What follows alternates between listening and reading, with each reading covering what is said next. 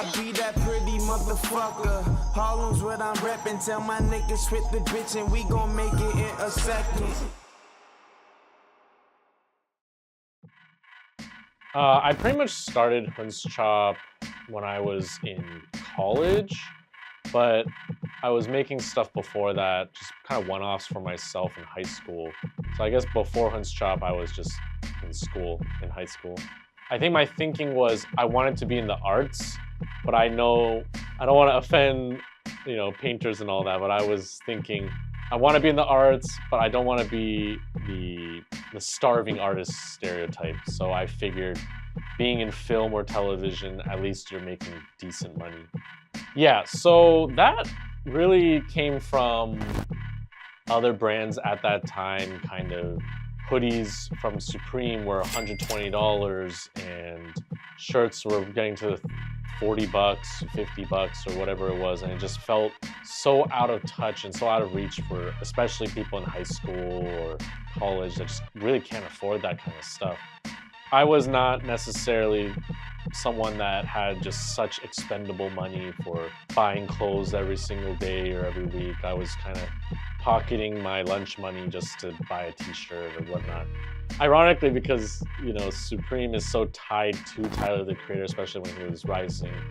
But Tyler the Creator, and there was a brand called Knock Steady from Dumbfounded, and those guys, was a hip hop artist.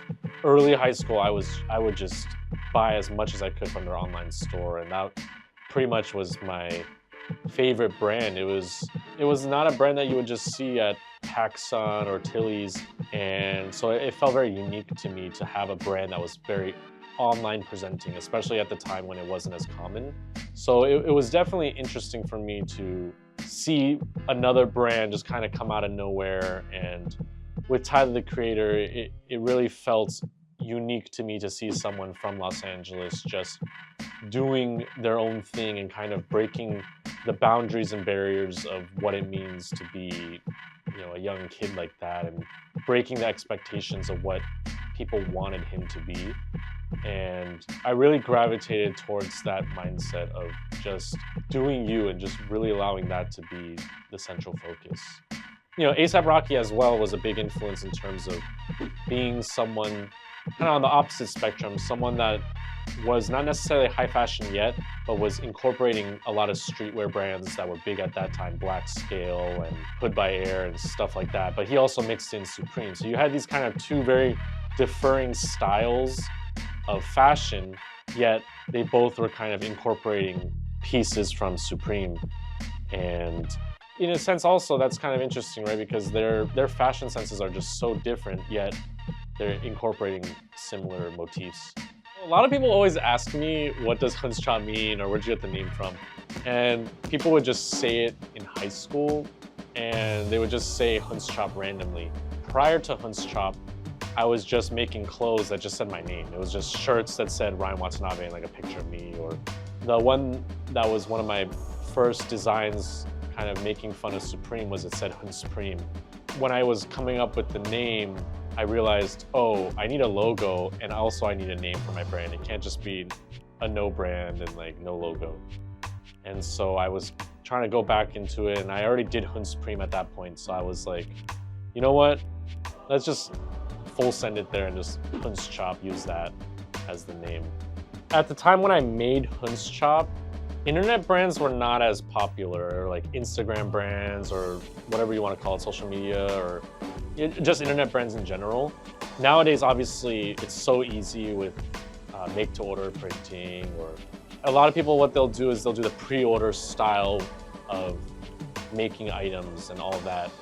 10, 15 years ago, it wasn't like that really at all. And I was fortunate to be in LA, where I would go to downtown, or I would go to Compton or the Del Amo swap meet and just do it myself. And so I was kind of trying to do it on my own, and I really had no idea where I was going to go with it. At the time, my only thinking was I wanted to make clothing that people my age can afford. I never really had the thought of being in a PacSun or a Tilly's it just didn't feel like what I wanted. I wasn't there to cash out. I think that's the biggest issue with a lot of brands when they start up. And I've had many people throughout the years ask me about that. It's like, oh, how did you start and blah, blah, blah. I think the first biggest issue is everyone always thinks about how do I make money first? And if you go in with that mindset, your conviction isn't as strong and you're not going to last, unless you get lucky. There's a lot of brands that get lucky, have been able to convert that to long-term success. But there's also, for every big brand or small brand that becomes big, there's hundreds of brands. Your friend's brand in the garage, and even brands that were successful and that were in these kind of boutique shops didn't amount to anything, or they gave up, or they went bankrupt, or they just creatively didn't care anymore. And for me, I was kind of like, I want my brand to be something that I want to wear. I think change is always good. I think change is always important, and it can be scary. If I looked back 10 years, right, and the stuff that I was making then is the same stuff I'm making now, I think I would feel a little sad. I think as long as I look back and I feel like, wow, yeah, this was great for the time, but I'm so much more now, then I'd feel proud of myself knowing that I'm definitely taking the steps to grow and change, especially as a person too. Growing up, I definitely had an interest in fashion, not like a strong sense or anything like that. And this was I didn't grow up in the super internet age that, you know, the iPad in front of me and all of that. It wasn't necessarily something quite on my mind until high school in terms of that. You know, unfortunately, I still had that classic Asian kid bowl cut that every Asian kid has, but other than the bowl cut hairstyle, I think I was doing all right. I think both of my parents do care about how they look and how they dress, and I think that even subconsciously, that's something that I've picked up myself. I'm not going out to the office every day trying to dress crazy. You know, I'm gonna tone it down for sure, depending on the circumstances and where I'm at. The influence, especially also of being Japanese and having family in Japan still, it definitely influenced me. I was buying Uniqlo in middle school and no one knew what it was over here. And the funny thing was, their sizing was Japanese sizing. So I would have to get double XL just to fit a middle schooler's frame, you know? I think it's just so funny how now it's basically as common as H&M and all those types of brands. But even, yeah, 10, 15 years ago, they were just a brand that no one knew. And that was a lot of where I started to learn about basics, you know, no logo clothing, and just kind of understanding how that kind of develops your own style as well, layering different types of materials. I was really into corduroy for a while, these like corduroy button-up shirts. And yeah, it's just kind of funny how that works, right? Your style evolves by your surroundings and your influences. I think for the most part, I got really lucky based, like I said, in Los Angeles. There was screen printing shops, there's fashion district where they just sell blank t-shirts on the street or in their shops, and right next door they print, or right next door they embroider. So I really didn't have to do too much research at that time in college or even in high school. I just, for the first Hüntz hoodies, I literally went to something called like t-shirt warehouse or t-shirt outlet, bought some hoodies, went to Compton in one of the flea markets, and there was this Korean lady that was doing embroidery, and she just charged me like $5 a pop. So I was like, okay, well, 5 plus the blank, which is what, $10 or $15, and then I just sell it for 35. That's fine. Like, I'm not trying to make crazy markup, which obviously in a capitalist system you want to, but at the time I was kind of like, I really rather have people buy it over making a ton of money. Authenticity for me, I think, really means it's just being real with yourself, being real how you present yourself. There definitely is a fine line between wanting to project how you feel and without worrying how it comes off. But at the same time, I think if it's truly something that matters, you shouldn't necessarily sugarcoat it. I would say when it comes to Hüntz Chop or when it comes to making clothing, that is a central focus for sure. I want to make stuff that just really feels like my brand. Can I make stuff that I would wear, and if other people like it, I'm happy with that.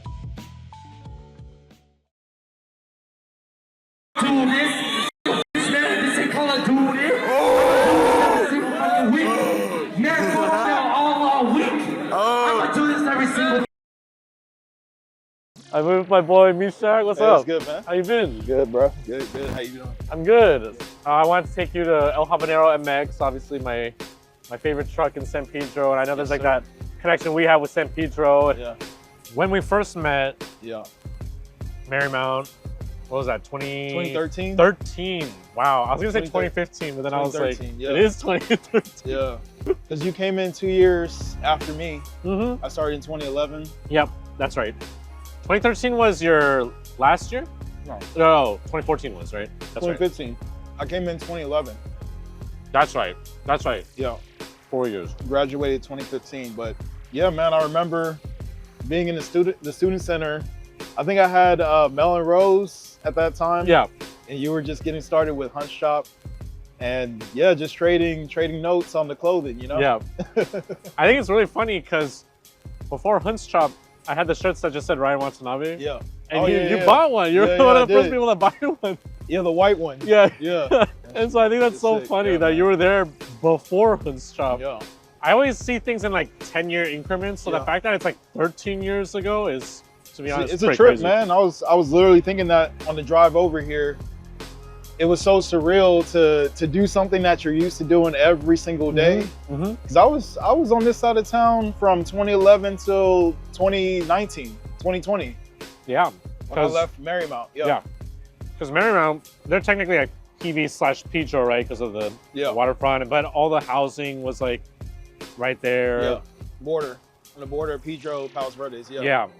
So basically, we were out here every day, just hanging out and yeah, just mobbing, man. Going to school. Mm-hmm. Yeah, it was a dope time. Being creative, doing music, doing clothes.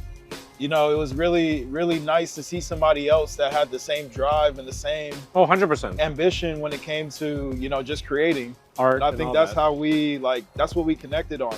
No, 100%.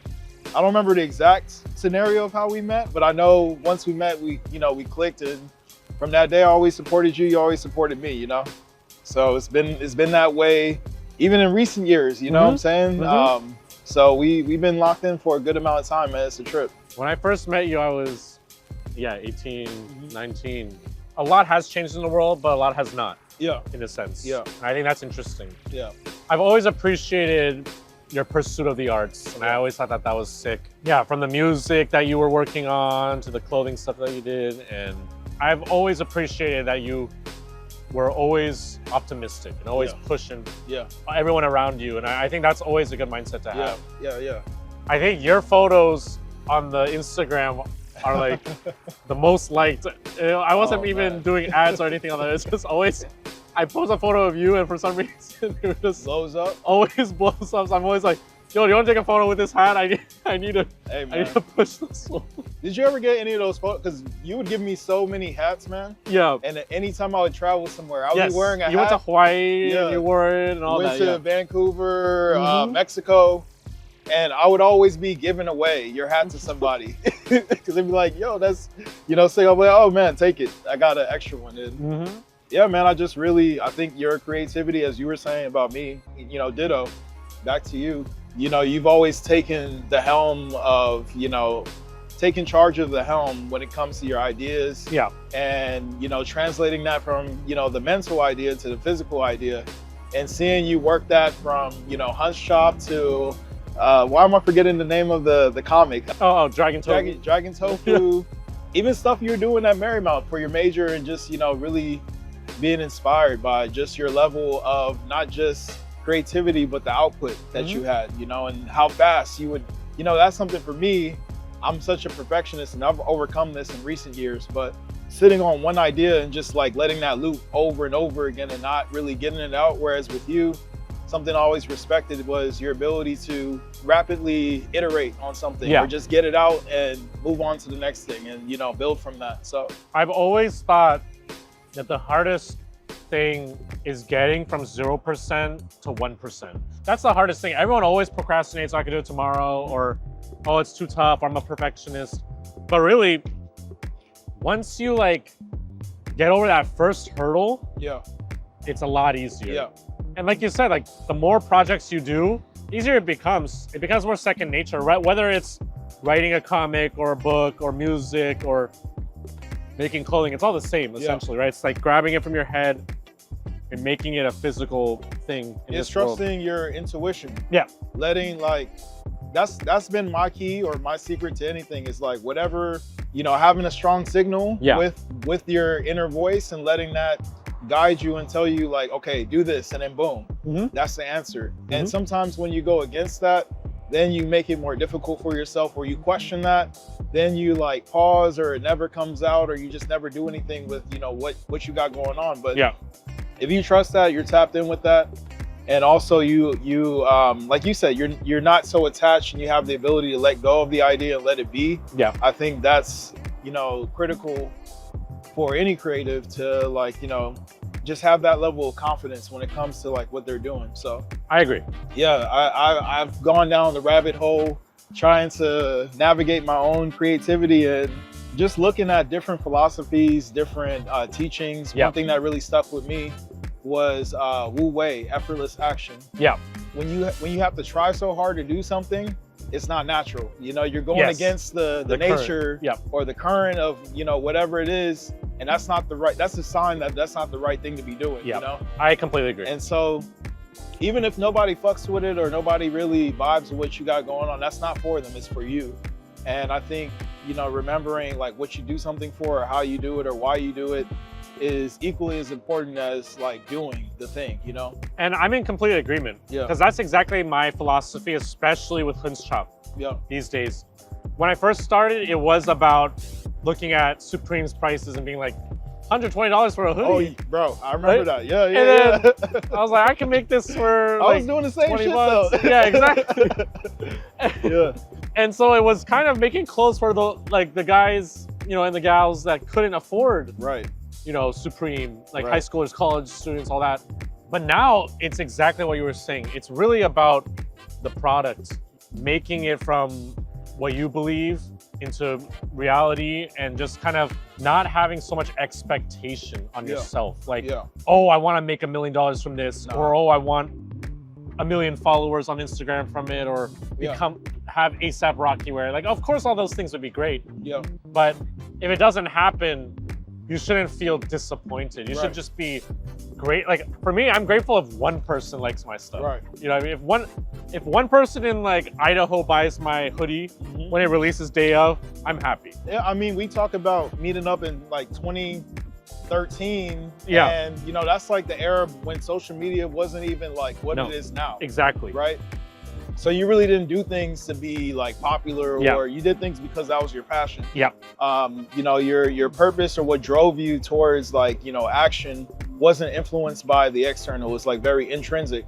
For me with music, I didn't start making music to be an artist. I started making music because I couldn't walk. I couldn't skate no more.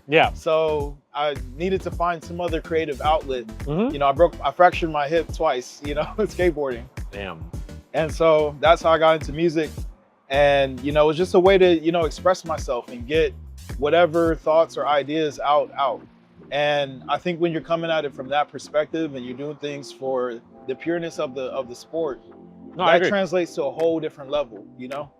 100%. And it also translates to everything else we do. You know, I'm not really doing music. I was just thinking about it, like maybe I should tap back in because I got a whole studio and shit, but like it translates from being on the computer, learning the programs, to, you know, finding a job like you're doing, billboards, and, you know, we're talking about, you know, being creative in other ways and, you know, translating the skills we've gained into the next level.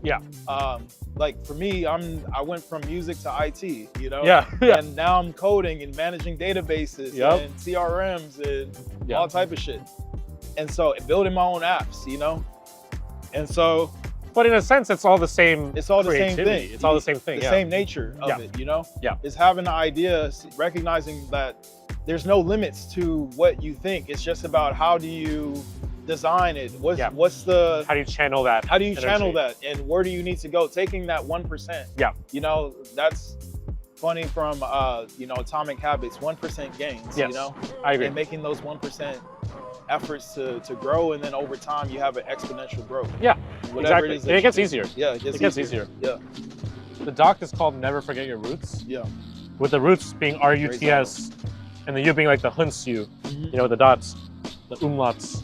I thought it was interesting if I take concepts from all throughout the last 10 years of designs, Yeah. and some of it being remixed into more modern, you know, stylings and like my concepts, and then some are like just like newer things that I thought would be interesting.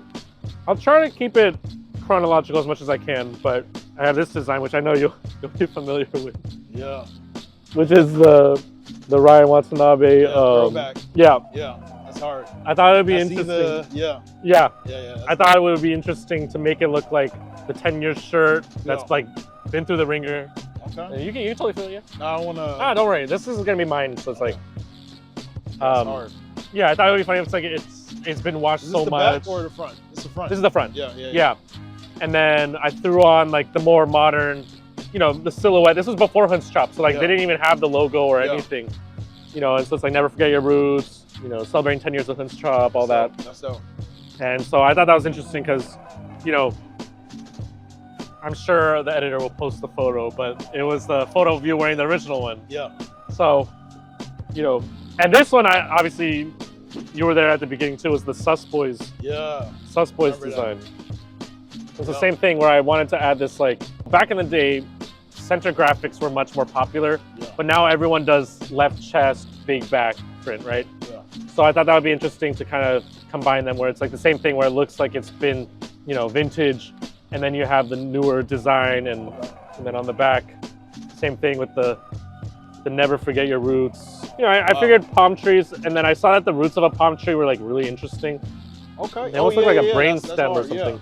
But I thought it was interesting because Yeah. it's like also, you know, California with the palm trees, and that, you know, that's where we're from. Definitely. And then, OG. so you got the Hüntz Chop is Sus.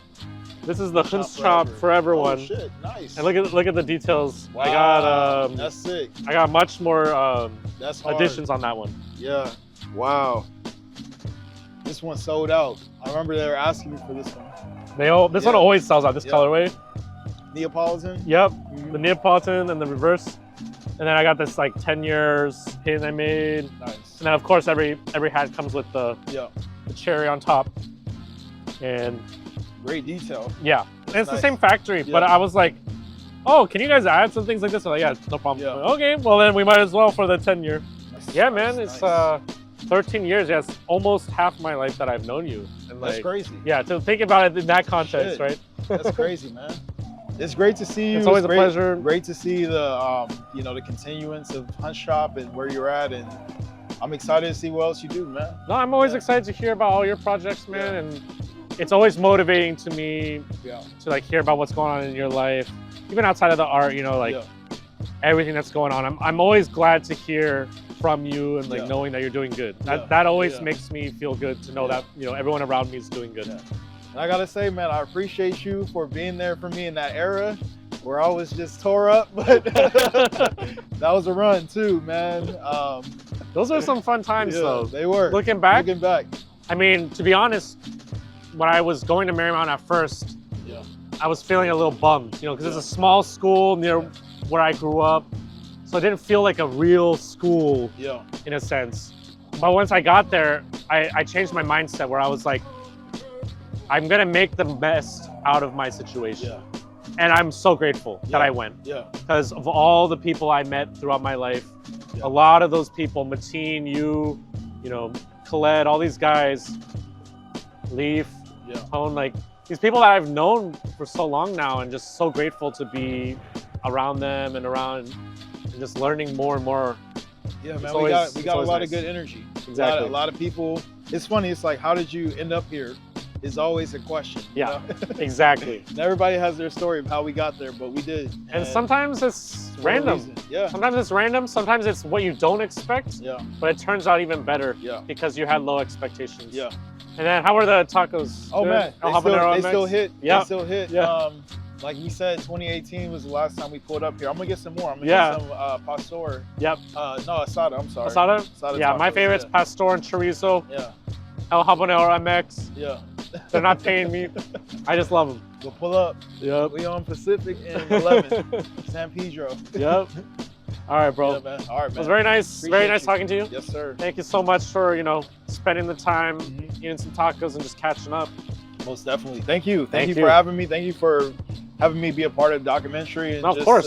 like you said, catch up and just. I mean, we kicking it, man. So Exactly. Yeah. That's what I wanted. I didn't want to be like, so how's everything going? Yeah, It's like I yeah. want it to be just two friends catching up. yeah. This is what we would do anyway. So, Exactly. Yeah. All right. Awesome.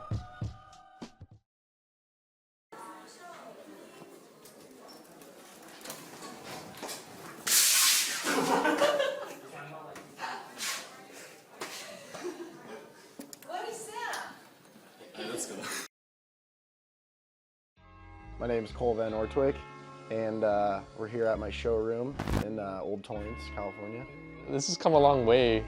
We were talking earlier, but I remember when it was barren. I don't even think you did the wood flooring differently, right? This is all new? Yeah, everything was new, but you came in here when there was like, I think maybe 2 racks of clothes in Yeah, here, yeah. and I was slowly trying to figure out the whole like setup and layout that I wanted like to go down. And, No, for a showroom, this is extremely nice. I like the format. I like the thematic. You have like an Americana vibe over there, Yeah. and a lot of the pieces are just very nice. Yeah, I curate it. Yeah. Try and make it to the stuff that I really appreciate, No, 100%. So. Oh, actually, I'm wearing a vintage thing. I didn't want to show you so I could get your reaction, but it's Oh yeah, that's a good one. yeah. I've had that shirt before. Yeah? Yeah, that You was probably good. sold it? Yeah. Oh yeah. I think this one I didn't get at like a Goodwill or something. That would have probably been picked up way too fast. Yeah. I think it was for probably sure. eBay or one I of probably those. got it, Yeah, exactly. Exactly. When did we first meet? That was in high school? Yeah, so you were 2 years above me. Yeah. We weren't as close in high school, but I think we got closer as we grew up. you Yeah. know? That's exactly true. I remember you were one of the first people that really could not just wear Supreme, but afford Supreme. Yeah. Because those hoodies were like, at that time, 120, Yeah. and Yeah, I'm sure they're that's more about now. right. I think they're like 128 or something like that. Oh, okay. Yeah, So yeah, they yeah. haven't actually moved Yeah. much up since. I haven't looked at the old Supreme or new Supreme prices in so long, Yeah. but No, I remember you pulled up one day in the Supreme hoodie, and I was like, dang, bro, I gotta make a hoodie. what was I wearing? Like the navy one, maybe? Yeah, I think it was the I navy had the one. navy one. I got, with that hoodie, I got scammed for it. Why? Some guy on online scammed me for it, and I had no idea what I was doing. Like Yeah. when I first started to like buy and sell Supreme. Was it like a bootleg, or like he just stole your money and didn't send it? Yeah, he didn't send it to me, so I got scammed. So I actually ended up paying for that hoodie like 2 times. I bought it on resale on a Facebook page, Yeah. and then I don't even think I got that one for retail. And then I got scammed for that one time. Oh, And that was like man. almost kind of like my introduction of like streetwear and all that. Yeah. Stuff. But yeah. That was around the time when Odd Future and Tyler the Creator Yeah. were popping off, so Yeah. they were very influential, especially in SoCal. Oh yeah. So everyone wanted the Supreme, and that's when like I made that Hüntz hoodie. Yeah. Oh yeah. I remember that. And that was before I found a place that could actually do embroidery. So that one, I think I had like a red cloth I bought from Joann's, and I like used white out, and I wrote yeah. on Supreme. It looks so bad. You still have any of those? I do. That's cool. Yeah. That's cool that you still have that. And I think we took a photo where you're wearing your actual Supreme. I'm wearing this like Oh yeah. horribly yeah. sewn together shirt. Dude, I'm pretty sure I still have that picture. It's somewhere. I don't know. but Yeah. Yeah, like you said, we were different ages. I mean, your brother was my age. Yeah. But it wasn't until after high school, and I was thrift shopping here and there at that time. I was Yeah. going to like Goodwill, Savers, Sure. Salvation Army, the usuals. Yeah. Classics. I remember specifically, we went to the Goodwill in Torrance, the one that's like near that Ace Hardware, Yes. Yes. like off of PB Drive. PB North. Drive, yeah. And that's where I saw you. Yeah. And you were like, oh, what's up? And I was like, oh, what are you doing? And I was like, oh yeah, I buy like stuff for thrift stores. Yeah. And you were buying, it was these trucker hats with colleges on them, like UH and stuff. Oh yeah. And then I was I like, do oh, remember that. I passed by it because I was like, oh, who cares about this? And then you were like, oh yeah, I'm buying this. I'm like, what? There was something? And you're like, yeah, these are like 30, 40 a pop. Yeah. Like, what? I would have bought. I found a few of them. I remember. Yeah, it was like maybe 5 or 6 of them. Yeah, just dude, I green totally ones. remember that. Yeah. And I think from there, you know, because we had that common interest, and you were like, oh, I'm local in the area. I'm like, oh, I'm at Marymount at this time. Yeah. I was like, yeah, hit me up and blah, blah, blah. Around that time, I was making those Ryan Watanabe shirts. Yeah. The one was like just my face. I remember I was selling them at Marymount to people out of the trunk of my car. And then I think one day you text me a photo of it at like Goodwill. Yeah. Well, what's crazy is like that happened to me with my own merch also. Oh yeah. I made some vintage materials shirts and someone has messaged me a picture of my stuff in the bins. So that happened. It's dude. humbling, bro. It's so humbling. I was like, damn. And I'm like, I'm the one going to thrift stores, buying it and reselling it and curating all this stuff. And then like, I saw, and I was only, dude, you know what's crazy is I was only giving them out to like, I was like giving them to the out. homies. It was like to the homies and a little more. So like, I was like, oh, I wonder who this is. Yeah, like, you know what? Who's this person that's doing that, you know? You should have had like different colorways and mark like, okay, this is going to Bob and this is going to wrote, Joey. Like, a personal, yeah, like, which size? thing, On their tag, secretly write their name. Yeah, I do remember sending you that picture. Though, but I thought it was so funny because it kind of went full circle. And there's definitely been brands where I saw, like, you know, at that time, like a lot of kids were trying to make their own brands. Sure. And I would just see it at Savers. Yeah. And like a Goodwill. I'm like, it makes sense. At least they got the money, hopefully, the first time around. Yeah, I feel like that's kind of how it goes sometimes. Yeah, because I'm honestly with, you know, fashion, it's just, it keeps going. Yeah. You know, people don't tend to wear the same stuff. No, not at all. I mean, even within such small amounts of time, like a few years. Everything is a trend, you know? Yeah. But yeah, there's still, you can create sustainability and stuff. Even like with your own brand, you can create all that and stuff, you know? No, 100%.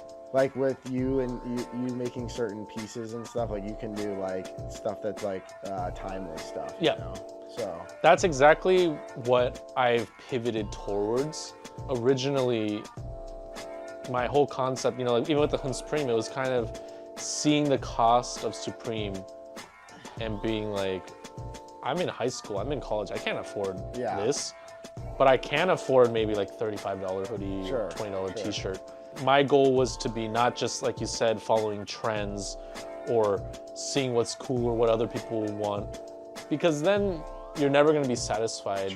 And eventually it'll end up at the Goodwill. And I'm sure my stuff will end up at the Goodwill too, but when the people believe in what you're doing, there's more of a connection. Yeah, of course.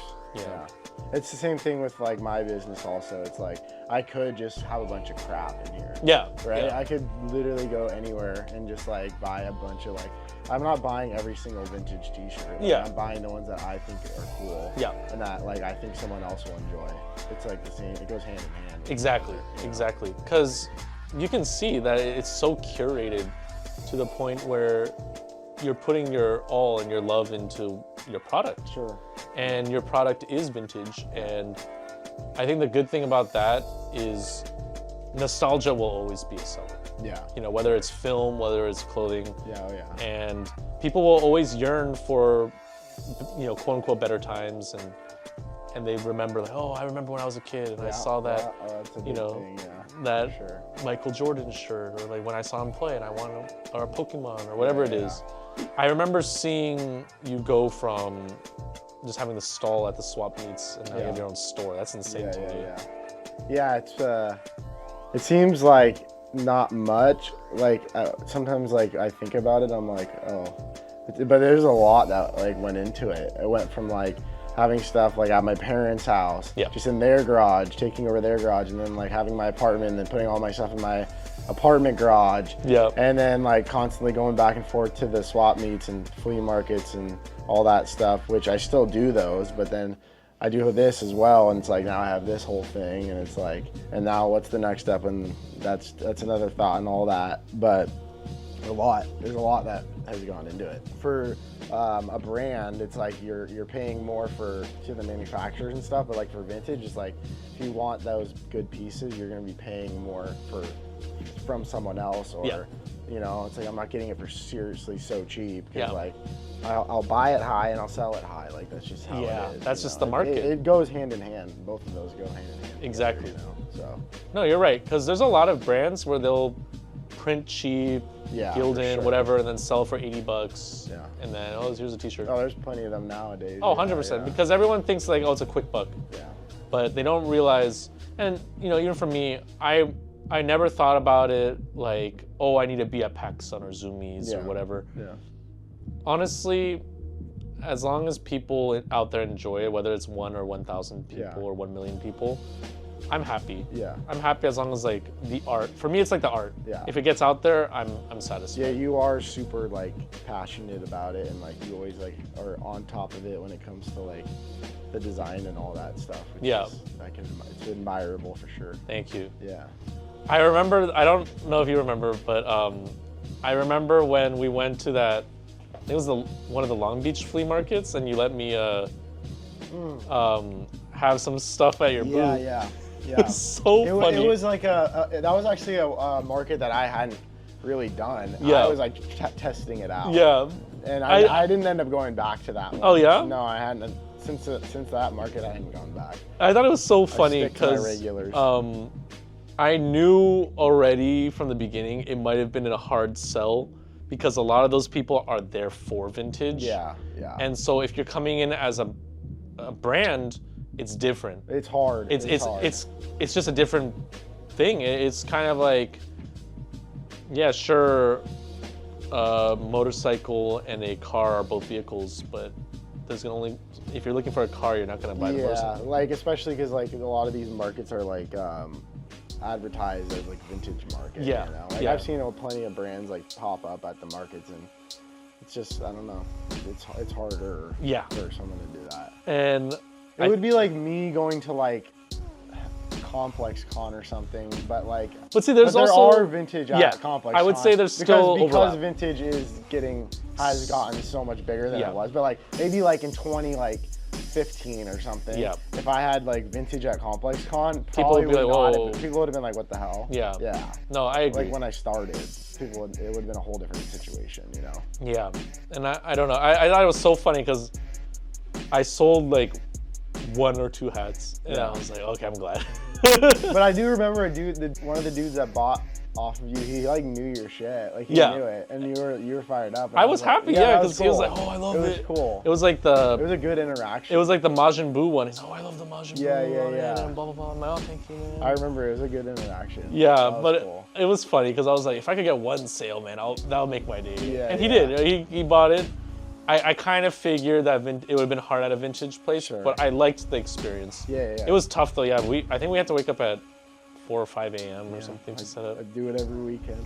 Yeah, I can't imagine, dude. I wouldn't trade it for anything. No. Just like how earlier we were talking about, you're like, I wouldn't trade what I do for anything. You know? Yeah. I can never complain because I remember the days when I was working jobs that I didn't want to be at. Yeah. And so to be able to do stuff that I love, or even if I have a day job, but I'm able to still have time to work on the projects I love and the art I love, I'm happy. For sure. Like you said, I wouldn't want it to be any other way. Yeah. Yeah, I guess you were kind of there before Hüntz Chop even was a thing. Yeah, it was high school. It was like the early days. That was like, before Hüntz Chop, huh? That was just like a joke hoodie, the Hüntz Supreme, and I don't even think I did the Ryan Watanabe shirts until 2014. Yeah. So that's actually funny that you were part of that history. Was the Hüntz Supreme not embroidered? I feel like it was. I made a second one later. Okay, that's what I'm remembering the second one when it was embroidered. Yeah. I think that's what I remember. Yeah, I was like, this thing's actually sick. I was like, this is legit. I remember No, because it was, nowadays it's so easy. You can find a print shop in any city, embroidery in any city. Back then, 10 years ago, 11, 12 years ago, so hard. I had to drive to Compton to find some random stall that would do it for me. Yeah.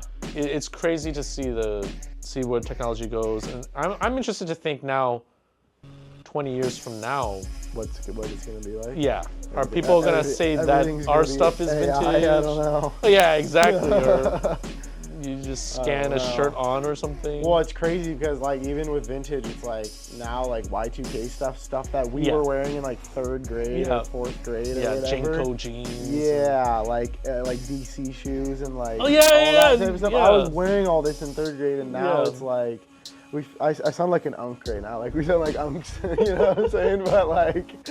No, but everything's cyclical. Yeah, and like for all them, that stuff that I was wearing is like these younger kids that are 16, 15, they want it. And they're like, oh, look at my Motorola or my Razor. Yeah, I'm like, man, no one wanted that back then, but all of a sudden you want it? Like, it's crazy.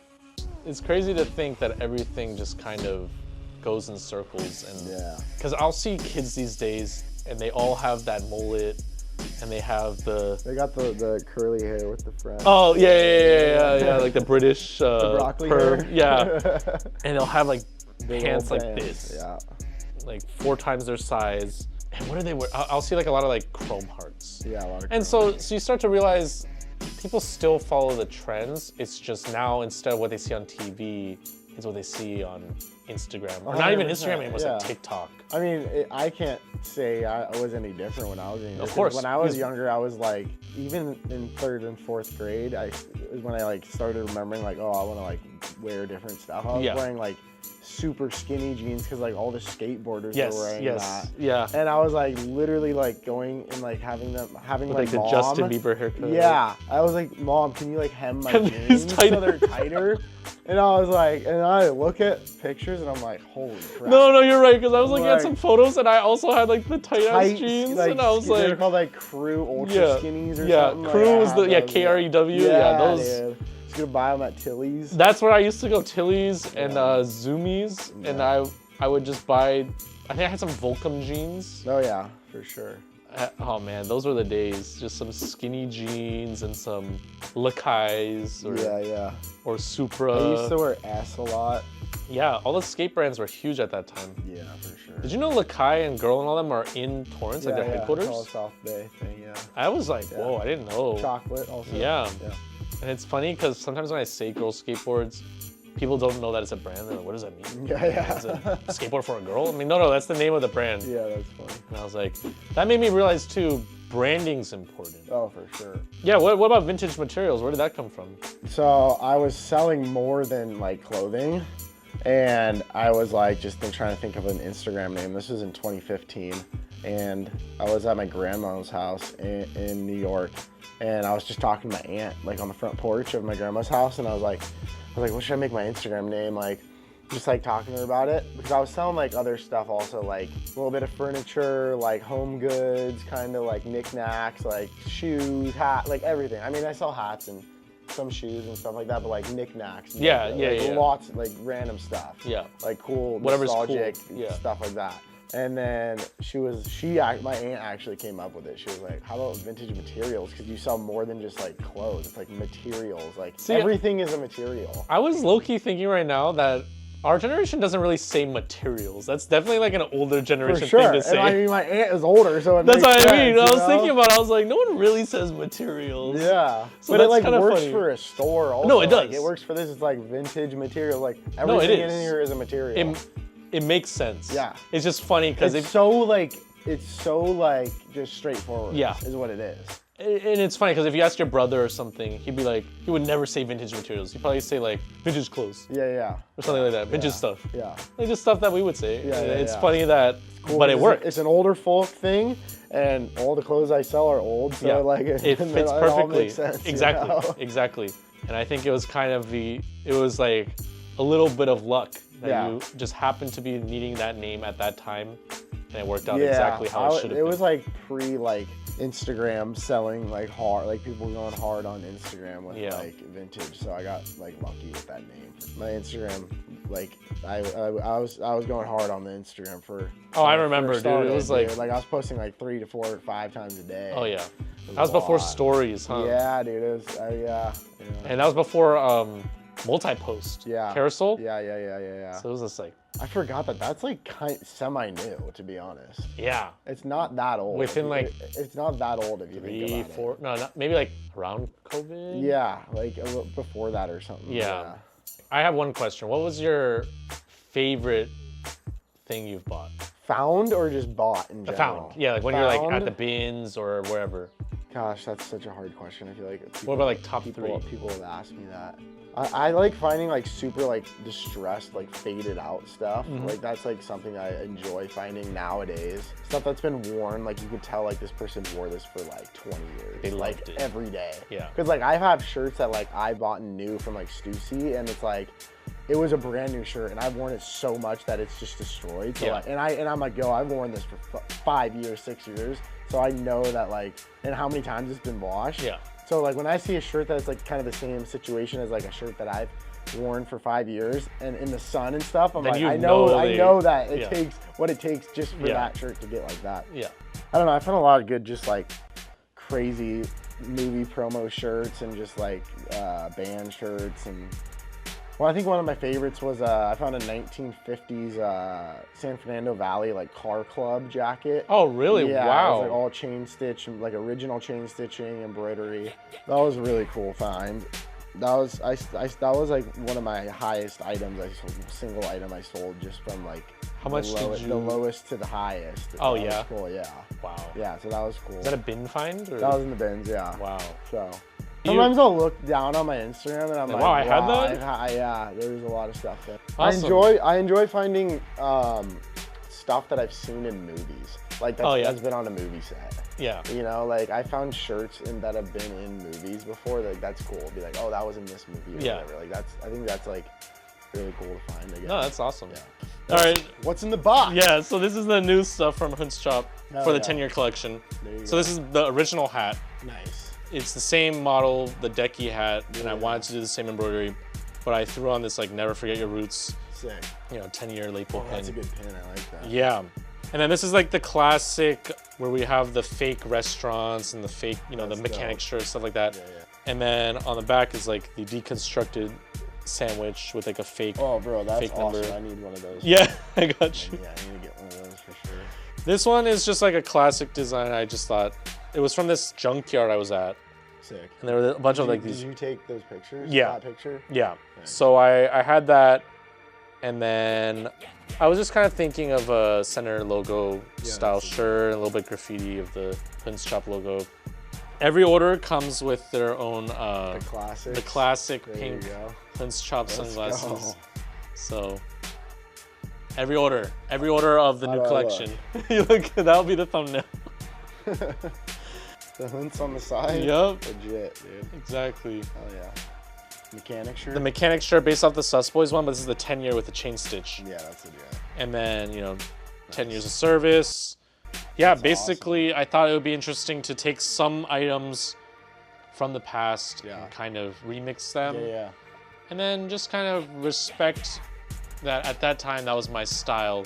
Obviously, my style has changed since then. Of course. Yeah. Of course. Awesome. Well, before we wrap up, is there anything you want to plug?